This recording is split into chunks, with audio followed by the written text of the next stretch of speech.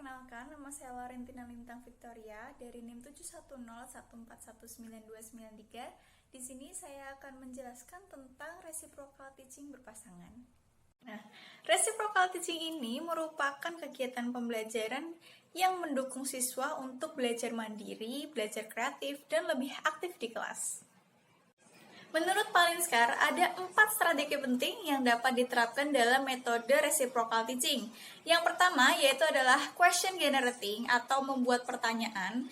Dalam hal ini, siswa diberi kesempatan untuk bertanya kepada guru terkait materi yang sedang dibahas. Harapannya, pertanyaan-pertanyaan tersebut merupakan ungkapan dari penguasaan konsep yang sedang dibahas oleh guru tersebut.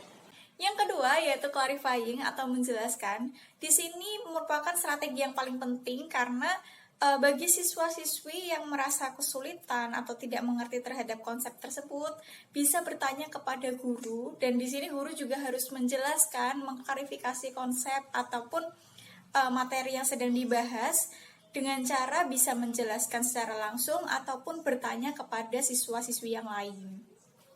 Yang ketiga, predicting atau memprediksi. Dalam strategi ini siswa diminta untuk membuat suatu hipotesis atau perkiraan tentang suatu konsep yang dimana akan didiskusikan oleh penyaji selanjutnya. Yang keempat yaitu summarizing atau merangkum. Di sini siswa diberi kesempatan untuk mengidentifikasi dan mengintegrasi informasi-informasi yang telah didapat dalam materi yang telah dibahas. Nah, dalam semua metode pembelajaran itu pasti tidak ada yang sempurna, pasti ada kelebihan dan ada kekurangannya juga. Kelebihan dari reciprocal teaching ini sendiri, yang pertama itu ada mengembangkan kreativitas anak. Yang kedua, memupuk kerjasama antar siswa. Yang ketiga, menumbuhkan bakat terutama berbicara berbahasa dan sikap di depan umum. Yang keempat, siswa lebih memperhatikan karena lebih menghayati ketika berperan sebagai guru maupun sebagai siswanya. Yang kelima itu memupuk keberanian, percaya diri, dan berani berpendapat di depan kelas. Yang keenam, melatih siswa untuk dapat menganalisa, dapat mengambil kesimpulan, dan menarik solusi pada waktu yang cenderung singkat.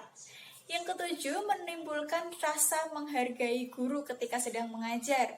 Yang kedelapan, sistem ini dapat digunakan dalam materi yang cenderung banyak dengan waktu yang lebih singkat.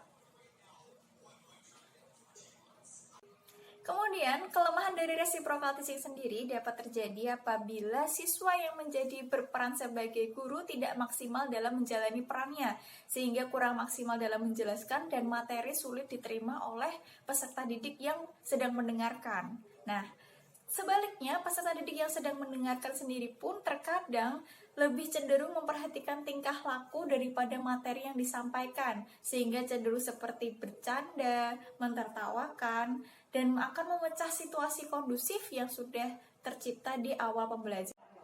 Berikut langkah-langkah yang dapat dilakukan untuk menggunakan metode reciprocal teaching dalam kegiatan belajar mengajar sehari-hari.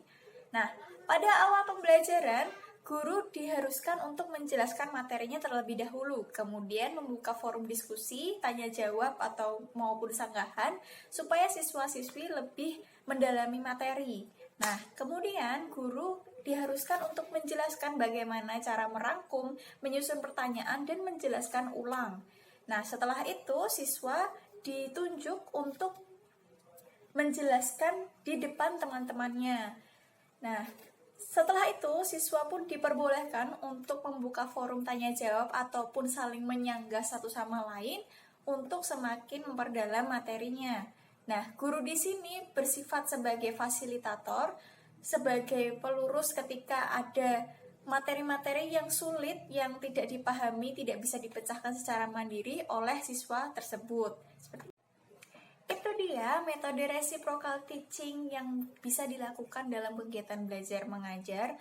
Dalam hal ini, reciprocal teaching yang berpasangan itu bisa diterapkan dalam pembagian kelompok di dalam satu kelas. Jadi mereka dapat saling mengajar satu sama lain, seperti itu. Thank you.